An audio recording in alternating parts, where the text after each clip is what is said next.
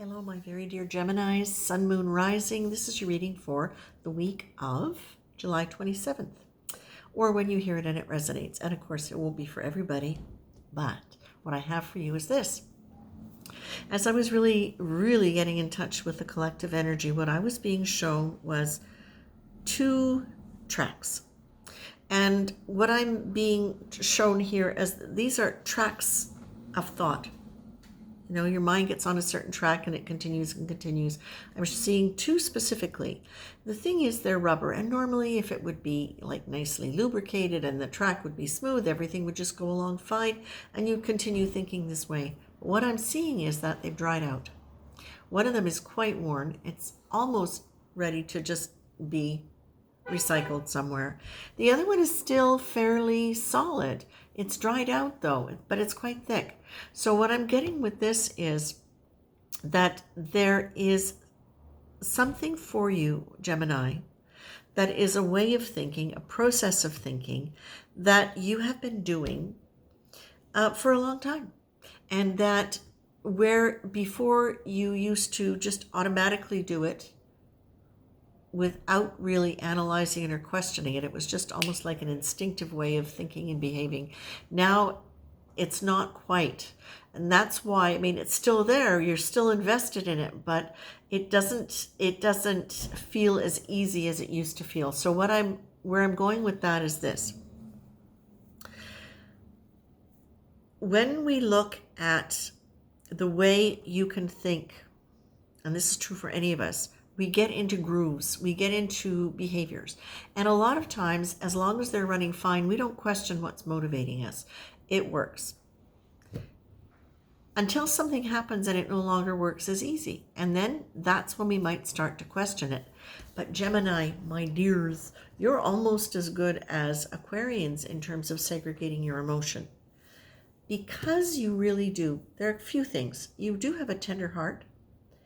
You also don't always find it easy to stand up for yourself. And therefore, sometimes it can feel as though you're being compassionate towards somebody when what you're really doing is you're not challenging a fear you have about stating a boundary. And what you can then do is you can justify why you've done it. It's like if somebody calls you on it, you can justify, well, it was all right because XYZ. I really didn't mind because XYZ.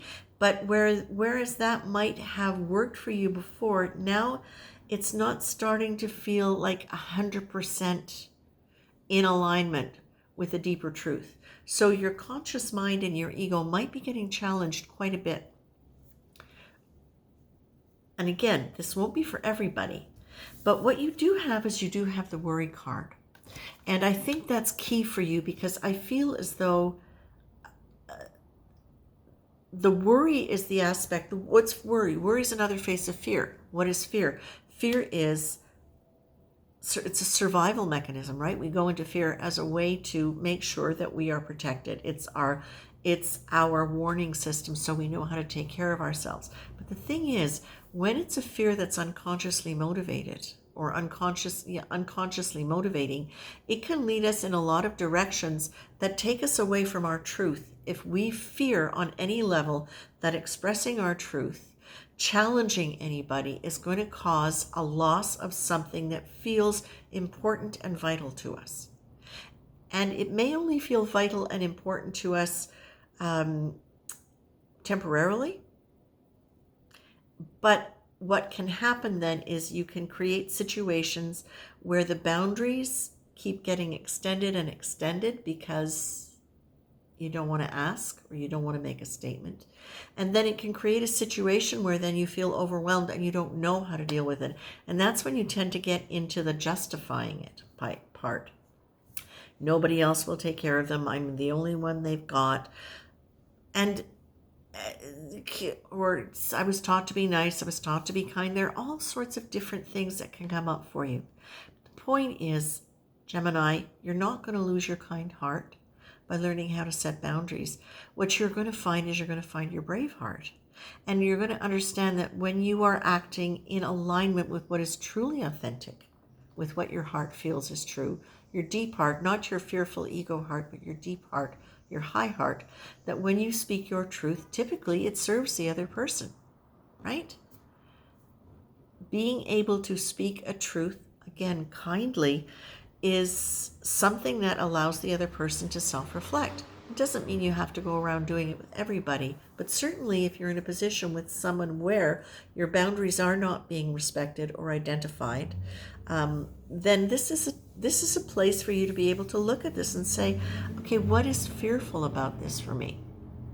Is there a fear under this? There's always another emotion. Is there another one? You can use the AAA thing that I work with on my website, ask, allow, acknowledge. And you can start on any one of those and just keep them going with breath.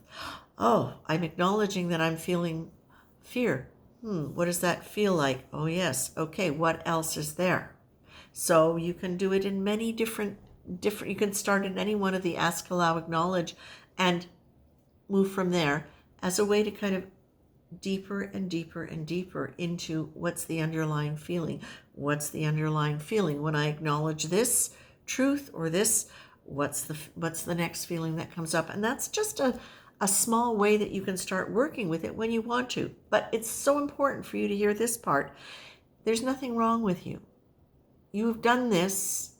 If you are some of the ones that I'm speaking to, you've done this, and we all do this in many ways. I mean, it's really kind of just a natural self-protect mechanism. And we are all, at this point in time, with the extreme expansions and changes in frequencies, we are all being given the opportunity to look at those aspects of our personality that are linked to fear and survival, as opposed to the high heart, which is linked to expansion and growth and abundance and affluence and continuity and connection, all those wonderful things. So what I feel you're being given is, can you, oh, and look at this, it's beautiful. You've got drop the weight that goes over the worry card. Drop the weight is notice what's making you stressed. Make a list and then knock off one that you can do. This is, and the other thing, oh yes, okay. Be disciplined about having self-compassion. When you have self-compassion, when you don't feel like you have to defend yourself for having any kind of position or any kind of restriction that's held you back, then you can get honest with yourself. When you can have compassion for the fact that you were doing what was right for you to feel safe, then you can look at it and say, well, now, how would I like to change that? Can I be curious and not judgmental? And only one thing at a time. Slow down, my loves. Do one thing at a time. Allow yourself, I know that's hard for a Gemini because you have very, very active minds. You really, really do.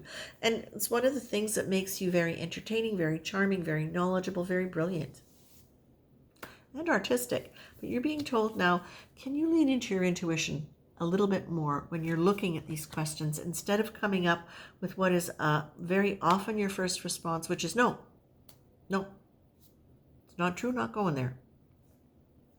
Because that no thing is, well, again, that's another defense thing. And you know what? No is fine. Absolutely fine. If you don't want to go any further. And there's nothing saying that you have to, that you should. All of this is about when it feels right. When it feels right for you. The feeling right might come from an interaction. It might come from a misunderstanding. It might come from a dream or reading the right passage. And it might not happen for a while. That's all right. It's your process. It is your process. And you are doing this according to your timeline. And whatever your, think of it as a pinball machine, whatever your pinball machine determines is the most effective route for you to get to the winning circle. I'm going to leave you with that, my very dear Geminis. Much love and take care.